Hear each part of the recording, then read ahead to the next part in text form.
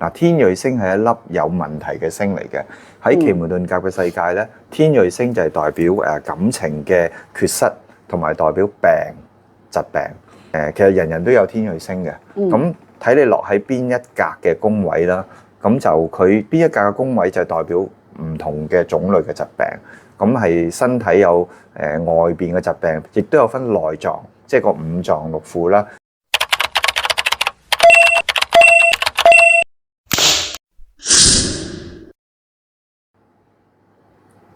自己人生自己話事，歡迎大家收睇我嘅 channel， 我係阿娜，身邊有李 Sir。係，娜姐好，大家好。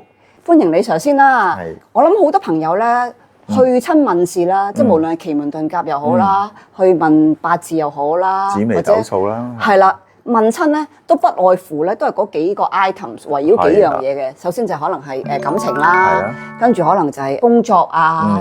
財運啊，同埋咧就係健康啦，係啦，因為始終你有個好嘅身體、好嘅體格，你先可以去做嘢揾錢同埋拍拖㗎。絕對係。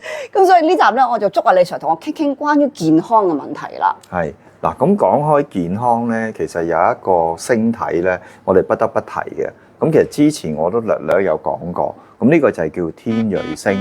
嗱，天瑞星係一粒有問題嘅星嚟嘅。喺奇門遁甲嘅世界咧，天瑞星就係代表感情嘅缺失，同埋代表病疾病。咁其實天瑞星咧，佢係有分咧，其實人人都有天瑞星嘅。咁睇你落喺邊一格嘅宮位啦，咁就佢邊一格嘅宮位就代表唔同嘅種類嘅疾病。咁係身體有外邊嘅疾病，譬如皮膚啊、筋啊、頭髮啊嗰啲咁樣啦，亦都有分內臟，即係個五臟六腑啦，心臟啊、腎啊，或者係肝膽呢啲咁樣嘅。咁啊都幾睇得出有咩事嘅。咁同埋咧，天瑞星如果落喺一啲金嘅宮位，金嘅宮位其實係咩位咧？就係嗰個叫對宮就乾宮，即是我哋屋企嘅西位同西北位。咁其實你哋都可以啲朋友試下咧，開一個時空盤啦，喺 Apps 度撳啦。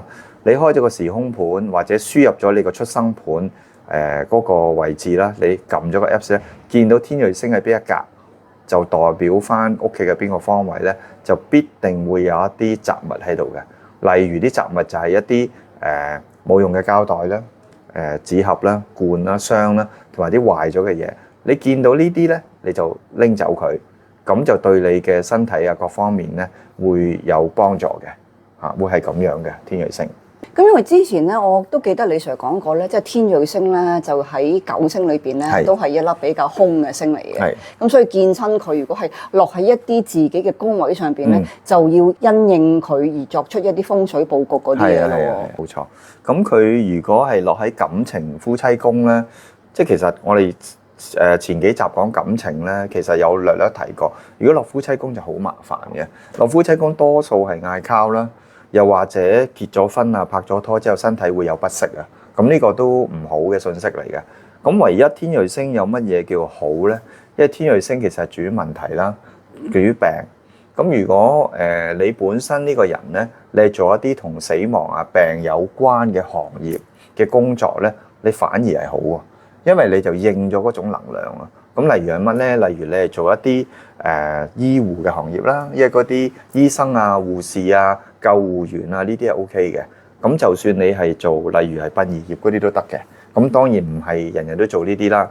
咁亦都可以係做一啲地產行業或者係保險，因為保險同生死有關嘅。係。咁會俾人出色嘅，甚至乎係做術數都 OK 嘅。術數都係因為係呢啲咁嘅因果嘅嘢咧，咁所以其實都係同天瑞好有密切關係。咁我都所知道就係話，如果你係從事一啲宗教嘅行業，例如做牧師啊，做啲神學嘅嘢咧，天瑞星都 OK 嘅，都係可以做得好嘅。咁你做緊呢啲嘢咧，你就冇咗天瑞星嗰種問題。嗱，我講緊出生盤啊，即係話你出生見到有啲位有天瑞而影響咗你人生咧，你可以試下。做呢種形式嘅工作係會化解到嘅，會咁樣。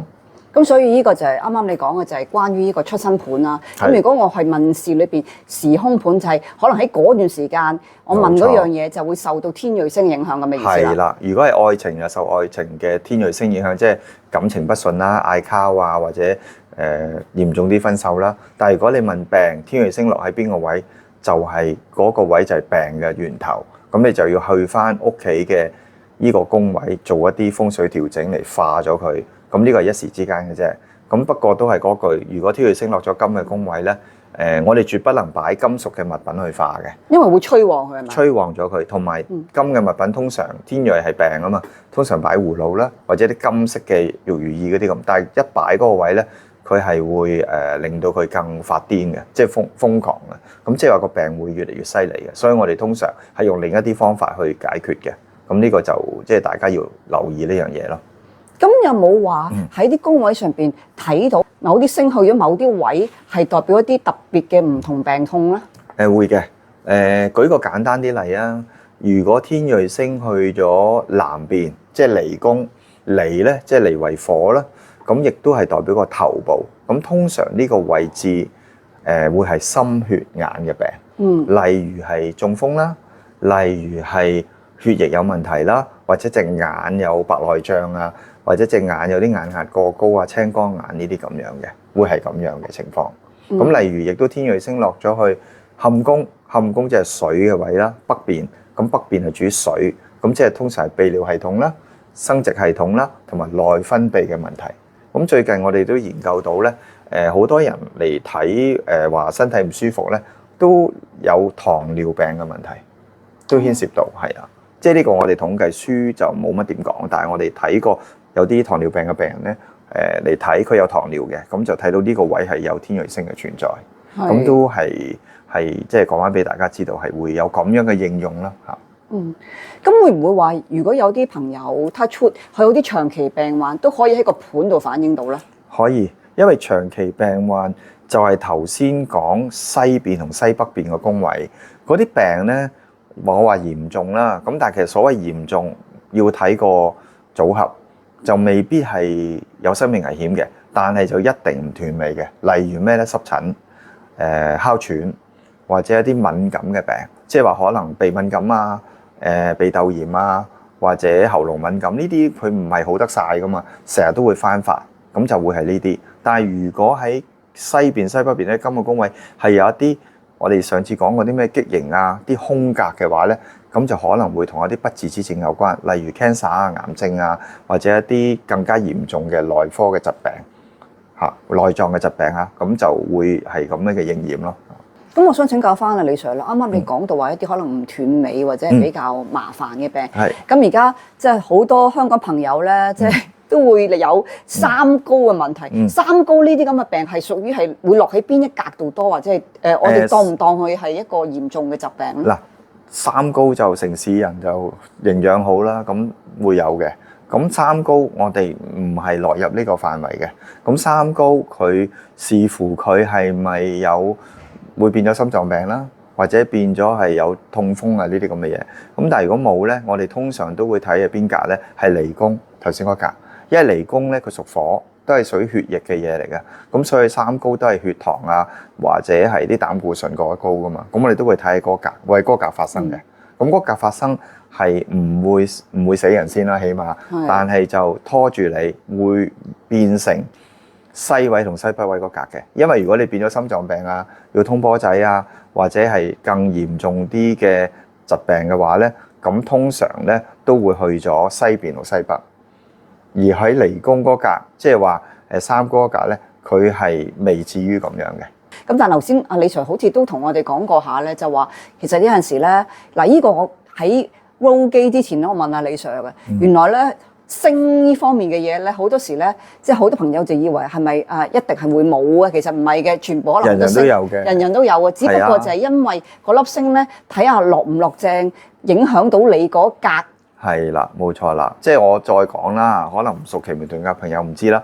我哋個八門九星八神咧，係人人有份，永不落空嘅，人人都有嘅。但係問題，你出生嘅年月日時，同你開個時空盤嘅年月日時，有冇邊一個字係掂到呢啲星門神先至會關你事嘅。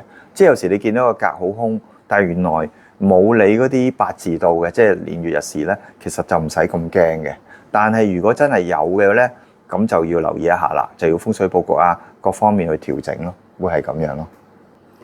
咁李 Sir，我就想問一問啦，因為講起天瑞星啦，一粒都幾兇嘅星啦，會唔會喺你以往處理嘅個案裏邊咧，都可以同呢一粒星有關係嘅嘢，可以同大家分享下？哦，其實就天瑞星嘅經驗好多噶啦，咁我或者揾一個比較特別啲啦。咁就有一次又係，其實咧佢哋問天瑞星咧，通常好急嘅情況嚟問。咁呢個係一個女士，咁佢就食物敏感啊，入咗急症室。咁就個喉嚨咧腫晒，唞唔到氣。咁佢家人咧，我識佢嘅啲朋友嚟嘅，咁佢就問我佢究竟咩事，同埋會唔會好返啊？咁佢就未至於要插喉嗰啲嘅。咁我就跟住話嗱，你唔使，你而家照喺急症室 check 下咩事敏感。咁然後就喺佢屋企，佢瞓嗰張牀，因為佢同個老公一齊嘅，咁就瞓嗰床，叫佢另一個客人擺一個白玉石嘅葫蘆喺佢張床嗰個位置。咁我就話：如果係咁嘅咧，你就會好快會好得返。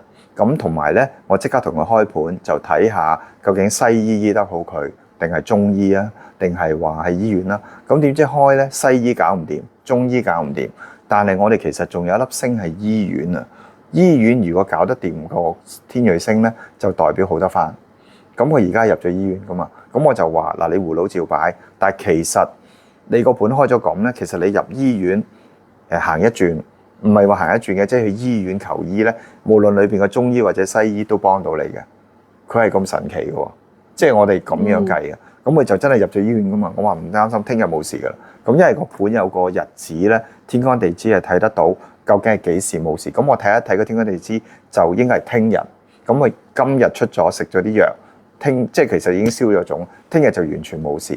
咁結果係因為佢食咗某啲好似蜂膠嗰啲咁嘅嘢咧，就過敏。咁後尾醫生就話你 allergy，即係個敏感咧，係因為食咗蜂膠，就以後唔好食呢啲嘢就 O K 噶啦。係粒糖啫喎，蜂膠嘅糖。哇，都咁大影響。我開個盤，其實我唔使擺任何嘢，佢係入醫院治療係得嘅，咁就真係得咯。咁所以呢個就係一個奇門遁甲，真係知道嗰件事嘅發展嘅奇妙之處咯。尤其是突然之間問你嘅嘢好準。所以如果係咁講，李 Sir，你啱啱提到就話，你會可能 suggest 佢可能睇下中醫、西醫或者入醫院。